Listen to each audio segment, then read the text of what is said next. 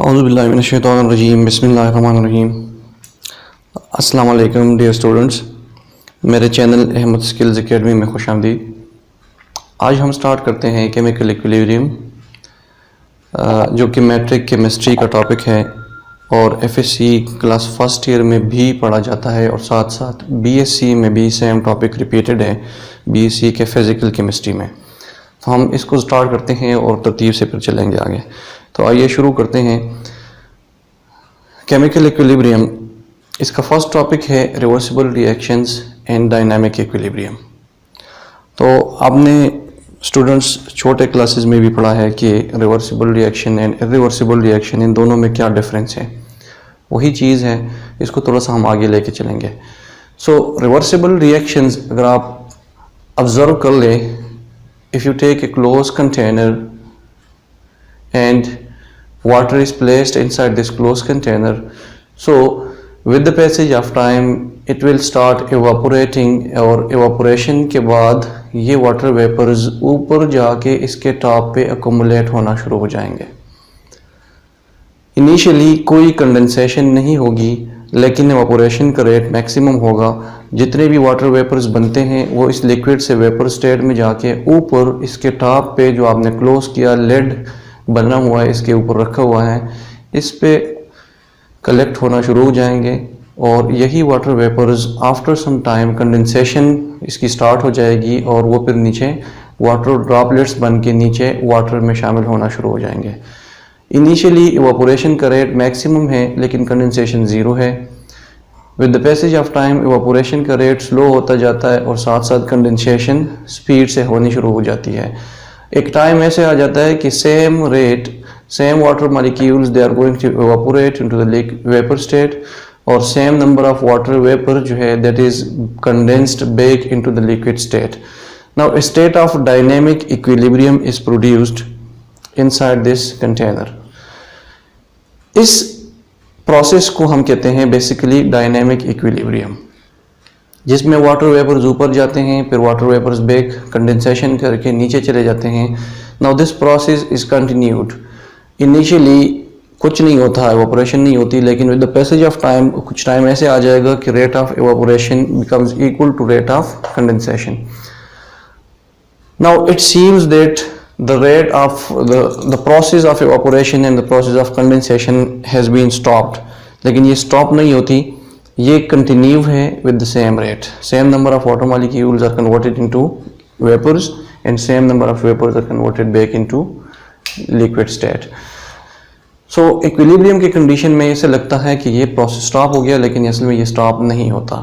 This is an example of physical equilibrium, जिसमें कोई chemical reaction involve नहीं है। That is only the change of physical state from one state to another state. Liquid is converted and back it is converted into its liquid form.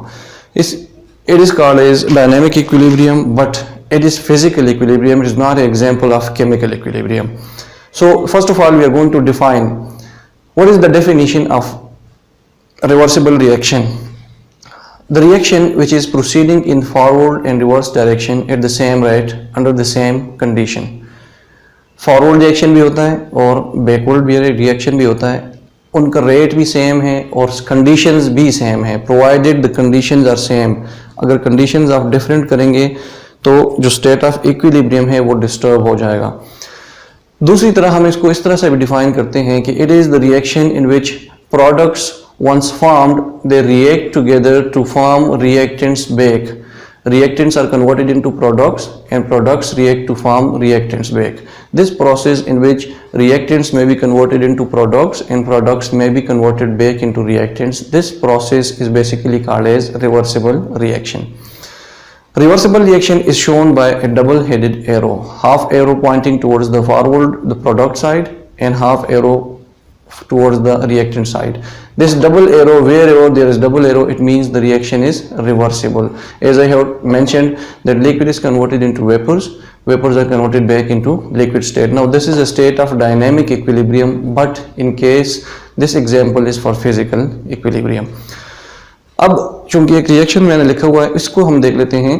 When sulfur dioxide react with oxygen, it is converted into SO3.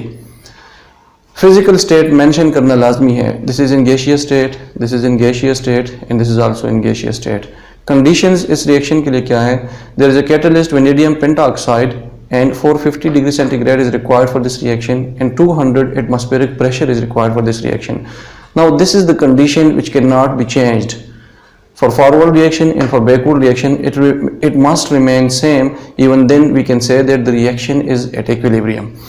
Now sulfur dioxide react with oxygen to form sulfur trioxide, and after some time the sulfur trioxide, once it is formed and ample amount of sulfur trioxide is present, the sulfur trioxide can be converted back into oxygen and sulfur dioxide, which is called as backward or reverse reaction. Sulfur dioxide and oxygen converting into SO3, that is forward reaction, and SO3 converting back into the reactants, that is called as backward reaction.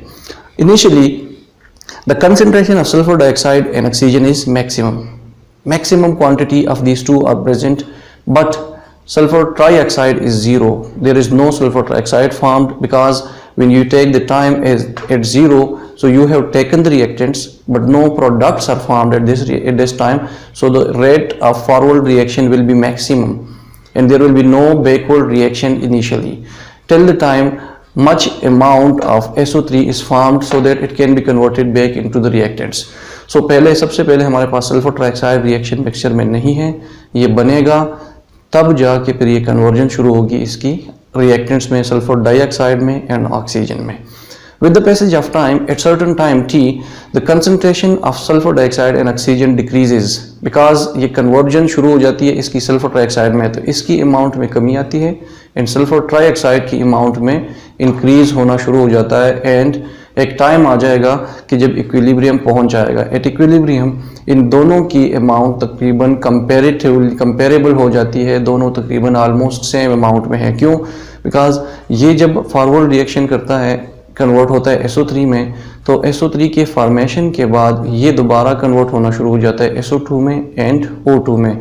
और यहाँ पे मैंने single arrow show किया था, सिर्फ ये initial rate के लिए है. Initially there is no reaction, लेकिन with the passage of time this single arrow will be converted into double headed arrow, जो कि शो करता है the rate of forward reaction और रेट ऑफ बैकवर्ड रिएक्शन दोनों को.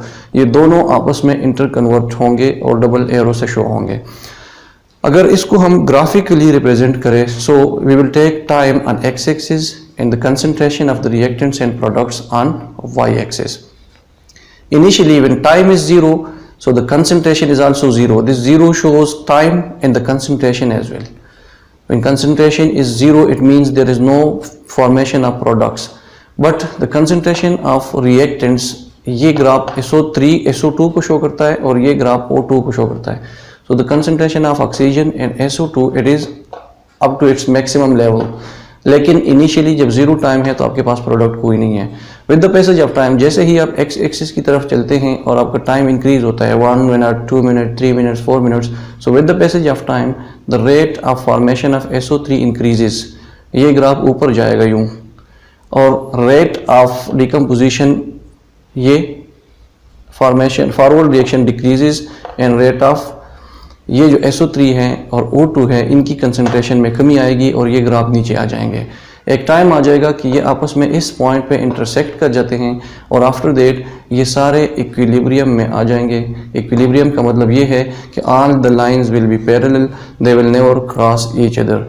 ये आपको शो करता है कि SO2 and O2 are reacting and converting into SO3 and SO3 is decomposed back into SO2 and O2, and this process of conversion of reactants into products and products into reactants that occurs at the same rate, so that's why the reaction is said to be at equilibrium. Now this is an example of dynamic equilibrium as well as chemical equilibrium, in which chemical reaction is involved, that is chemical equilibrium and dynamic equilibrium. Remember that every dynamic equilibrium cannot be called as chemical equilibrium.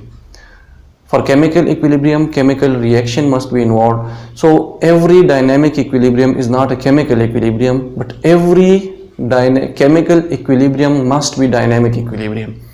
Right? That is a general observation. कि आप जब भी dynamic की बात करते हैं तो dynamic में तो फिजिकल भी है, मैंने आपको बता दिया physical is also involved, and dynamic में केमिकल इक्विलिब्रियम भी है.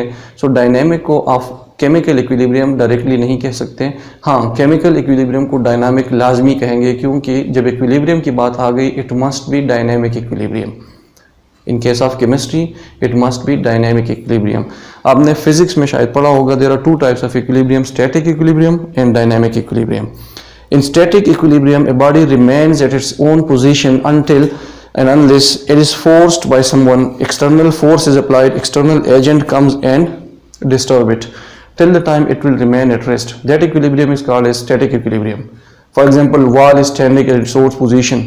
It neither move on one side, neither move it on other side. Neither it is tilted on one side nor tilted on the other side. So this type of equilibrium in which a body is at rest position until it is disturbed, that is called a static equilibrium. But in case of dynamic equilibrium, movement forward and reverse, to and fro motion, that is important in terms of dynamic equilibrium. So in chemical equilibrium, there is conversion of reactants into products and products back into reactants, that is a dynamic equilibrium.